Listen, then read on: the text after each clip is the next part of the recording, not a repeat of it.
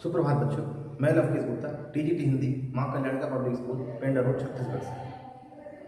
हम लोग पढ़ रहे हैं कक्षा 8 हिंदी के पाठ्यक्रम में पुस्तक लेंगे भारत की खोज। उसमें हम पाठ 2 पढ़ रहे हैं तलाश। आज इसका भाग 4 पढ़ेंगे हम।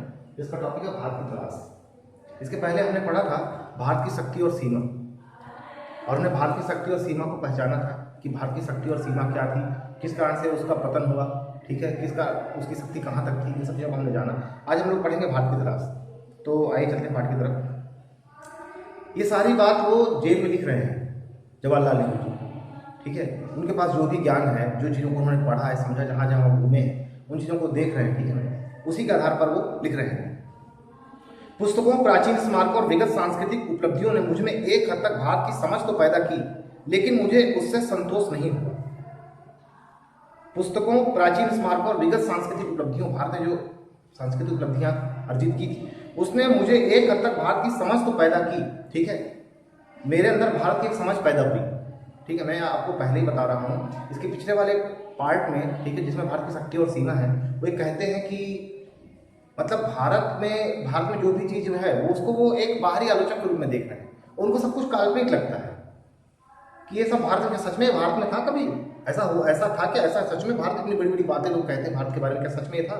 तो उसको काल्पनिक सा मानते थे। लेकिन अब वो जब उससे जुड़कर चल रहे हैं तो उनको लग रहा है कि नहीं, मुझे कुछ कुछ सच भी समझ में आ रहा है, और कह रहे हैं कि अब मेरी एक समझ विकसित हुई है भारत के प्रति, ठीक है। लेकिन मुझे संतोष नहीं हुआ। लेकिन इन सब के बावजूद मैंने इतनी पुस्तकें देखी है, भग्नावशेष और स्मारक वगैरह तमाम कुछ देखे, लेकिन मुझे संतोष नहीं हुआ। नहीं मुझे वह उत्तर मिला जिसकी मैं तलाश कर रहा था, और जिसकी वो तलाश कर रहे हैं, जिस चीज की वो पड़ताल कर रहे हैं, वो उनको उत्तर नहीं मिला। वर्तमान मेरे लिए और मुझ जैसे बहुत से और लोगों के लिए मध्ययुगीनता, भयंकर गरीबी एवं दुर्गति और मध्य वर्ग की कुछ कुछ सतही आधुनिकता का विचित्र मिश्रण है। एक ये जो वर्तमान का जो समय है वर्तमान का जो समय है, ये वर्तमान का समय कैसा है मेरे लिए? ये बड़ा ही मतलब भयंकर गरीबी, मतलब बड़ी दुर्गति है भारत के लोगों की, ठीक है ना। और एक जो मध्ययुगीनता है, मध्ययुगीन दौर जो है, मध्ययुगीन का जो भाव, मध्ययुग में भारत जैसे जी रहा था, वो जो भाव वो लोगों में है। और जो यहाँ का जो मध्यम वर्ग है, उसकी जो सतही मानसिकता है, ठीक है ना, वो लोग कितना सतही सोच रखते हैं, मतलब कितनी ऊपरी, कितनी ओछी, ठीक है, कितनी गिरी हुई उनकी सोच है, उस बारे में भी बात करते हैं, ठीक है ना। कितना सतहीपन है उनकी सोच में, उसके बारे में बताते हैं, ठीक है। और वो सतहीपन क्या है? वो जो दिखावा है आधुनिकता का कि हम आधुनिक हैं, उसका जो मिश्रण है वो उनको यहाँ दिखाई देता है। उसी की बातें कर रहे हैं। मैं अपने वर्ग और अपने किस्म के लोगों का प्रशंसक नहीं था। वो कह रहे हैं मैं अपने वर्ग, जिस वर्ग से मैं बिलोंग करता हूँ, ठीक है, वो, और अपने किस्म के लोगों का प्रशंसक नहीं था। मैं उन लोगों की प्रशंसा नहीं करता हूँ जो मेरे जैसे ही है। फिर भी भारतीय संघर्ष में नेतृत्व के लिए मैं निश्चित रूप से मध्य वर्ग की ओर देखता था। लेकिन वो कह रहे हैं फिर भी जो प्रतिनिधित्व करना है, नेतृत्व करना है, उसके लिए मैं भारत का जो मध्य वर्ग है उसकी ओर देखता हूँ इस समय, वर्तमान समय में। क्यों? क्योंकि भारत का जो मध्य वर्ग है, ठीक है, मतलब समाज में आप समझिए कि समाज में एक समरसता होती, बावजूद उसके कुछ असमानताएं भी होती हैं, ठीक है। जैसे उच्च वर्ग, मध्यम वर्ग और निम्न वर्ग, ठीक है, चाहे आप उनको उनकी आय से जोड़ दें या किसी भी तरह से जोड़े, ठीक है। तो वो कह रहे हैं कि जो मध्यम वर्ग है वो बड़ा ही मतलब विद्वान, वैचारिक, बड़ा विचारशील होता है, ठीक है। और मैं उसी तरफ देख रहा हूँ कि भारत में आने वाले समय में यही वो वर्ग है जो इसका नेतृत्व करेगा भारत का, ठीक है ना। यह मध्य वर्ग स्वयं को बंदी और सीमाओं में जकड़ा हुआ महसूस करता था और खुद तरक्की और विकास करना चाहता था। भारत का जो मध्य वर्ग था वो क्या था? अपने आप को बंधनों में महसूस करता था। पढ़ा लिखा था, समझदार था, बहुत आगे तरक्की करना चाहता, विकास करना चाहता था। लेकिन जो अंग्रेजों द्वारा जो गुलामी की जो बेड़ियां थी उनसे जकड़े हुए थे, ठीक है, उससे निकल नहीं पा रहे थे। आगे देखिए, अंग्रेजी शासन के ढांचे के भीतर ऐसा न कर पाने का उनके भीतर विद्रोह की चेतना पनपी, ठीक है। तो अंग्रेजी शासन का जो ढांचा था उसके अंदर एक जकड़े हुए थे, पढ़े लिखे लोग थे, समझदार थे। तो जब ये वहां कुछ नहीं कर पाए तो इनके अंदर एक विद्रोह की भावना पनपी, विद्रोह की चेतना, ठीक है, एक चेतना पैदा हुई विद्रोह करने की कि अब हम इस तरह गुलाम नहीं रह सकते, ठीक है, हम इस गुलाम की जंजीर को तोड़ेंगे, ठीक है। आगे देखिए, लेकिन यह चेतना उस ढांचे के खिलाफ नहीं जाती थी जिसने हमें रौंद दिया था। ये बहुत ही मार्के की बात उन्होंने किया। लेकिन ये जो चेतना थी मध्य वर्ग की, ये उस ढांचे के खिलाफ नहीं जाती थी जिसने हमें रौंद दिया था। ये लोग अंग्रेजी शासन के खिलाफ विद्रोह तो करना चाहते थे, लेकिन जो अंग्रेजों के द्वारा बनाया गया जो ढांचा था भारतीय व्यवस्था में जो एक नया ढांचा उन्होंने बनाया, नया सिस्टम लगाया हर चीज में, चाहे वो एडमिनिस्ट्रेशन प्रशासक वर्ग में हो, चाहे वो शिक्षा के मामले हो, किसी भी चीज में, तो ये उसी ढांचे के भीतर ही रहना चाहते थे। आजाद तो होना चाहते थे लेकिन उस ढांचे को तोड़ना नहीं चाहते थे। आगे देखिए, ये उस ढांचे को बनाए रखना चाहते थे और अंग्रेजों को हटाकर स्वयं उसका संचालन करना चाहते थे। ये मध्य वर्ग के लोग इस हद तक इस ढांचे की पैदाइश थे कि उसे चुनौती देना या उसे उखाड़ फेंकने का प्रयास करना इनके बस की बात नहीं थी। ये कह रहे हैं कि जो मध्य वर्ग है ये उस ढांचे को बनाए रखना चाहता था और यहां से अंग्रेजों को भगाकर उसी ढांचे में रहकर उसका संचालन करना चाहता था, क्योंकि ये इसी ढांचे की ही पैदाइश थी। मतलब अंग्रेजों ने 200 साल तक जो भारत में राज किया, उस 200 साल के बीच में जो भारत में मध्य वर्ग पैदा हुआ वो अंग्रेजों की ही देन था। ठीक है, वो पढ़ा लिखा वर्ग, ठीक है, इसके अंदर स्वतंत्रता की चेतना तो थी लेकिन उस ढांचे से बाहर निकलने की चेतना नहीं थी। लेकिन इसके बावजूद बहुत सारे ऐसे लोग भी थे, ठीक है, बहुत सारे क्रांतिकारी देशभक्त लोग थे, ठीक है, जो इस व्यवस्था में आमूलचूल परिवर्तन करना चाहते थे और इसी कारण 1857 में क्रांति हुई थी।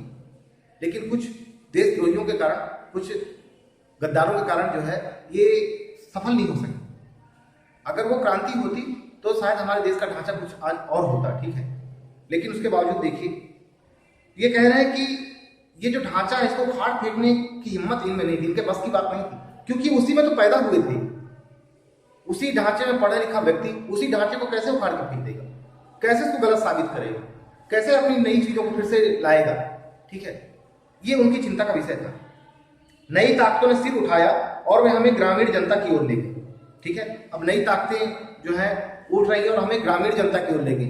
ये नई ताकतें कौन है? ये वही मध्ययुगीन मानसिकता वाले लोग, ये जो जमींदारी प्रथा थी, ठीक है, वो कहाँ ले जा रही है? ग्रामीण की तरफ ले जा रही है। कैसे?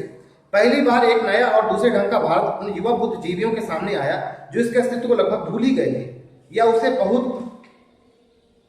बहुत कम अहमियत देते थे। मतलब एक युवा बुद्धिजीवी वर्ग जो था, ठीक है, उसके सामने एक नए लोग आए, नया ग्रामीण भारत आया, ठीक है, जिसको लोग या तो भूल चुके थे या उसको नकारते थे, ठीक है, उसको कम अहमियत देते थे, अधिक ध्यान नहीं देते थे उसकी तरफ। वो वर्ग अब सामने आ रहा है। वो कौन सा वर्ग है? वो ग्रामीण वर्ग है।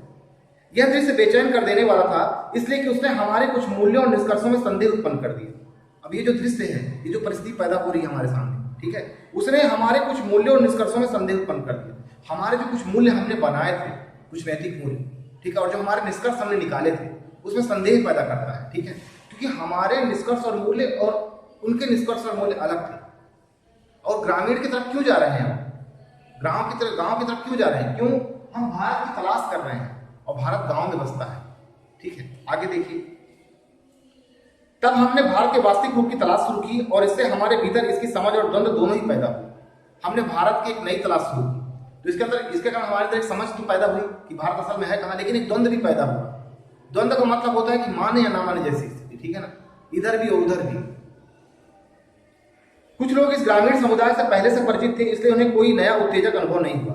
अब जो लोग इस ग्रामीण समुदाय के बारे में पहले से जानते थे, उन्हें कोई नया उत्तेजक अनुभव नहीं हुआ। उत्तेजक का मतलब क्या होता है? अत्यधिक प्रभावित करने वाला, ठीक है, एकदम नए सिरे से करे, अच्छा ऐसा भी, ऐसा नहीं, क्योंकि वो लोग पहले से चीजों को जानते थे। पर मेरे लिए सही अर्थों में नई तलाश के लिए यात्रा थी। लेकिन अब नेहरू जी के लिए एक नई तलाश की यात्रा थी, ठीक है। गोया कि मुझे बराबर अपने लोगों की असफलताओं और कमजोरियों का दर्द भरा एहसास रहता था, पर भारत की ग्रामीण जनता में कुछ ऐसा था जिसे परिभाषित करना कठिन है, पर उसने मुझे बराबर आकर्षित किया। उनमें कुछ ऐसी बात थी जो मध्य वर्ग में अनुपस्थित थी।